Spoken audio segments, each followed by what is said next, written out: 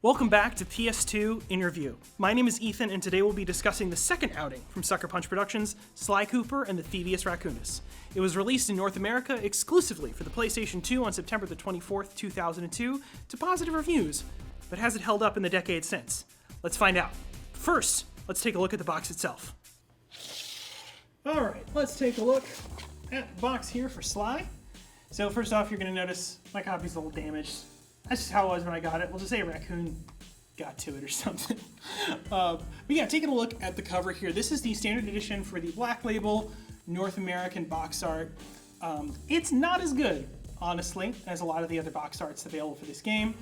This one is sort of just Sly's family symbol, the raccoon face that you've got going on there. He puts this in front of the in the safes when he gets a page of the book or something like that. I'm going to show them on screen. The other box arts are just so much better. They're more creative, they're more interesting looking, honestly, than this one is. This one's not bad, it's just not great. So let's take a look at the back. We've got these screenshots here, which are characterized as spotlights, which I quite like. You've got the sort of beams of light coming up and showing you all the different features. It's pretty neat. It's pretty neat. There's a new thief in town. I bet there is, game. I bet there is.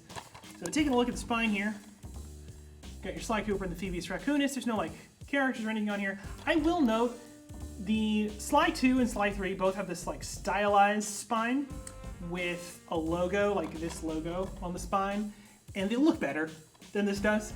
I don't have a copy to check. I believe the Greatest Hits copy does that. I could be wrong, but yeah, I believe so. So, take a look at the inside. You got this really nice, see, this is even better than the cover box art. Anyway, you got your manual, Thevius Raccoonus. This is a really neat manual because it's stylized to look like the standard, like the Thevius Raccoonus. And then all of this is written as if Bentley is talking to you. I'm seeing if I can get this in focus. But yeah, this is all written as if Bentley is talking to you, which is really cool. You've got your stylized stuff with wanted, and it's got profiles of the villains, which is really cool. And then you've got your notes in the back. But yeah, that's about it. Without further ado, let's dig into the game itself. Part 1. Tools of the Trade. In Sly Cooper and the Thevius Raccoonus, which I'm just going to call Sly Cooper for simplicity's sake, you play as the most recent in a long line of master thieves, Sly Cooper. Sly and his buddies Bentley and Murray are on a mission to recover the Thevius Raccoonus, a book that contains the thieving knowledge passed down for generations in the Cooper family. It was stolen by the Fiendish Five, a group of supervillains who want to use the book to commit evil crimes, as opposed to the more Robin Hood-style crimes the Cooper family has been committing. All the while, Sly is pursued by Interpol agent Carmelita Fox, and she definitely has what some might call a character design. That's right, fans of the Disney Robin Hood movie. In this game, the part of Robin Hood is played by a raccoon, and his nemesis is a fox. You do the math. This adventure takes place across 5 different worlds. 4 of them are hub-style semi-open areas that, after an intro sequence, allow the player to choose which level of 6 they would like to play next. These levels are then split into 2 types, the standard stealth-themed level, where platforming and combat are put in focus, and what I call gimmick levels. I don't necessarily use the word gimmick derogatorily here, but let's just say some of these levels earn their title more than others. These levels feature, among other things, twin-stick shooter sections with various objectives, 2 different races against a combined 10 car-driving monkeys, 1 memorable section where you must whack 40 chickens within a time limit, and sniper missions, where you must cover Murray as he attempts to recover a treasure key, this game's version of Mario's Stars. These gimmick levels are sometimes quite fun, but the aforementioned chicken level would be nearly impossible were it not for a certain slow time ability I had already optionally unlocked. The racing levels are also quite obnoxious. Part of me suspects that with the success of Crash Team Racing, Sony was hoping that this would be some kind of backdoor pilot for a Sly-themed kart racer. Thankfully, that never happened, because the Cooper Team van handles like a drunk elephant doing its best to emulate its favorite scene from The Fast and the Furious. You may be asking yourself, if these minigame style levels are so annoying, then why was I playing them? Because they are not optional. Unlike Mario's Stars, the player is obligated to collect every treasure key and beat every level to progress. This makes what might be charming optional content into frustrating main content. If I had to guess, the intention here is to show Sly's varied skill set as a master thief, and to include Murray so that he isn't just hanging around and eating snacks at headquarters all game long. If this is the case, then I appreciate the thought, but I would have preferred more stealth levels instead. The stealth missions are the real meat and potatoes of the game, after all. Most levels feature Sly attempting to steal a treasure key from behind glass and all kinds of other area-specific defenses. These levels are the most versatile and engaging part of Sly Cooper.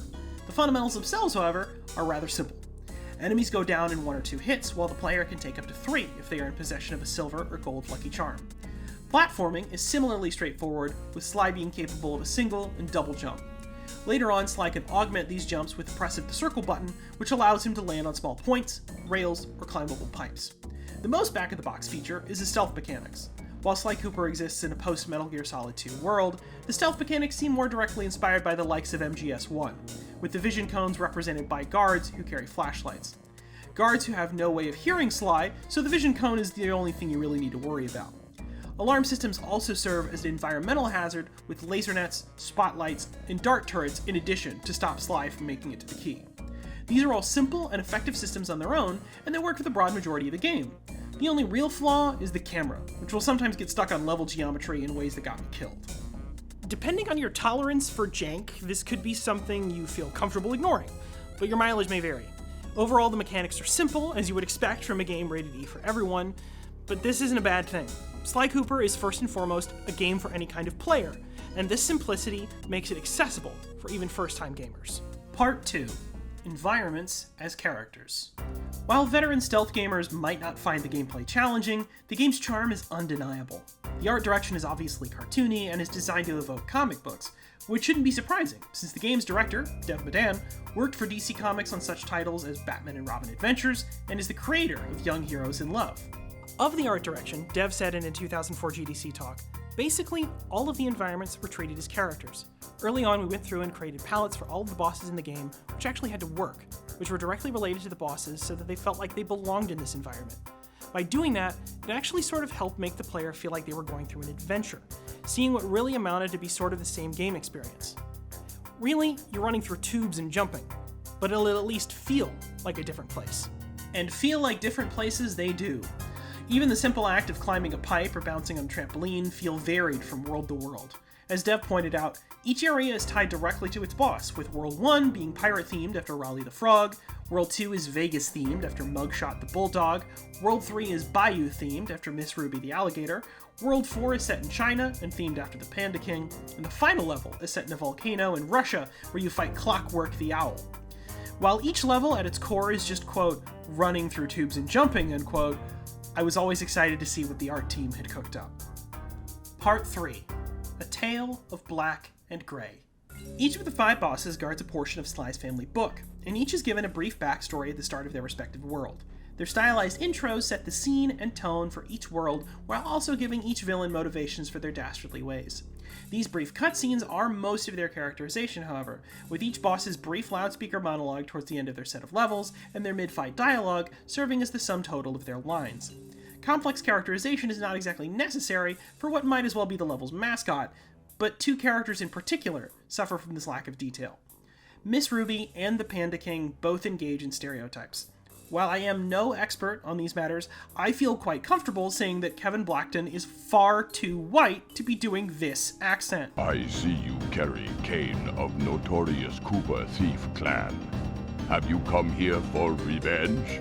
To steal back the Thevius Raccoonus? Miss Ruby, on the other hand, is another example in a long line of voodoo priestess characters which in no way resemble the actual religion of voodoo. While I don't believe that either of these are malicious or intentionally hateful artistic choices, and frankly, ascribing intention to people I've never met is rarely useful, they are ignorant, and worth pointing out for the sake of discussion. The one character who has no notable accent or theme is Clockwork, who I was expecting to have a Russian accent since his world is set in a Russian volcano, but possesses an American one instead. This is despite the fact that he has apparently been around since the time of the Egyptian pharaohs, and has been hounding the Cooper family on a diet of hate and jealousy. His fight in particular is a visual spectacle. In terms of framing, it resembles the latter-era Armored Core games, or even one of the more flashy Mobile Suit Gundam games. Now, I'm no expert in either of these franchises, but I did enjoy the Sly Cooper-flavored version of them. Once Clockwork is defeated, Sly has one last exchange with his love interest Carmelita Fox, and takes off in his next adventure. But not before kissing her. Gotta be honest, this kiss doesn't feel great.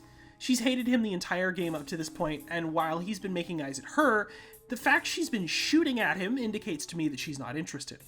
While she does appear to have liked the kiss, this is another example of the male hero is rewarded with the female hero for beating the villain, despite them having little to no prior relationship trope. I need to reiterate, just because a piece of art has content we might today find objectionable does not mean we need to write it off entirely. It is important to recognize that content so that we may more intelligently engage with the media we consume, rather than letting it pass by uncritically. Part 4. Conclusion. Overall, Sly Cooper and the Thevius Raccoonus is an enjoyable game. It's a solid platformer with creative art direction, simple but engaging gameplay, and fun characters. If you're curious to check this game out, it's actually now available on the PS4 and PS5 digital store for only $10. Once you've checked it out, let me know what you thought in the comments. If you're an original fan, let me know how it was back when it came out. Thanks for watching, and stay tuned for more PS2 in review.